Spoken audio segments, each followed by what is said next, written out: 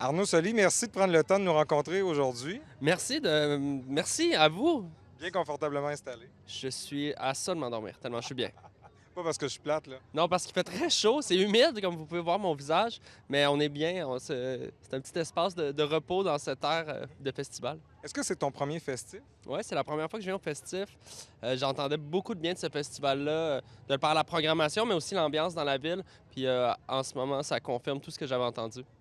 En bien. Oui, en bien, c'est vraiment super. Il y a une énergie vraiment cool où je trouve que le fait que ça soit vraiment centré dans le centre-ville, déjà la ville est super mignonne autour de l'église. Puis le côté convivial, que les gens se parlent, les scènes sont proches, ça se fait à pied. T'as pas, tu sais, des fois les festivals, c'est gros, tu te fais tout le temps, il y a la sécurité, c'est un peu claustrophobique. T'as l'impression que t'es comme. Mais là, ici, on dirait que c'est tout à échelle humaine. J'aime vraiment le vibe, la programmation est belle. On a de la belle météo. Je suis choyé d'être ici. Comment on t'a approché pour dire on aimerait ça que tu animes des karaokés? Mais je sais pas, je pense que c'est une idée qui était dans la tête des programmateurs qui avaient sorti quasiment en blague. Le festif a cette particularité de toujours essayer de sortir des événements un peu pop-up ou des shows surprises. Puis le karaoké, il a été annoncé la semaine passée, dernière minute un peu. C'est un concept qui essaye cette année. Il y a encore des petits ajustements techniques à faire. Déjà demain, ça va être meilleur samedi à 14 et 16 heures. Juste ici, la scène Casino de Charlevoix. Puis l'idée, c'est juste de créer des micro-activités un petit peu partout sur le site. Donc, les gens s'arrêtent, chantent une tune, comme si c'était un karaoké.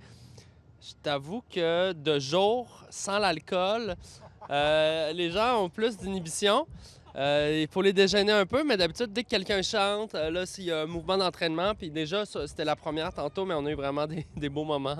Il y avait du talent, là. Il y avait beaucoup de talent et autres choses, mais non, mais c'est l'énergie qui est cool, puis les gens se mettent à chanter les chansons, puis ça crée ce petit côté-là festif, justement. Parlons un peu de ta carrière humoristique parce que là, tu es en rodage en ce moment. Tu vas être à Lévis d'ailleurs les 19 et 20 septembre prochains. Comment ça se passe, ta tournée? Bien, c'est tout frais. Je commence à me produire en solo, puis là, on arpente le Québec. C'est tellement excitant. J'aime vraiment ça. J'ai fait 5 shows à date, puis il y en a des trentaines de bouquets avant la première officielle. Donc, c'est vraiment de prendre mon aise sur scène, me promener au Québec. Le spectacle, je l'aime beaucoup. Il est déjà bon, je pense, mais il va être encore meilleur plus je vais le faire. Et puis, j'invite les gens à venir voir ça. C'est vraiment très le fun. On te connaît beaucoup pour tes vidéos en ligne sur YouTube avec ta flûte dans le nez. Est-ce que dans ton spectacle, tu en fais un petit bout? Je veux pas rien divulgacher, mais oui, je mets de la flûte dans mon nez. On va voir ça. Ben, merci beaucoup, Arnaud. Merci beaucoup, Max.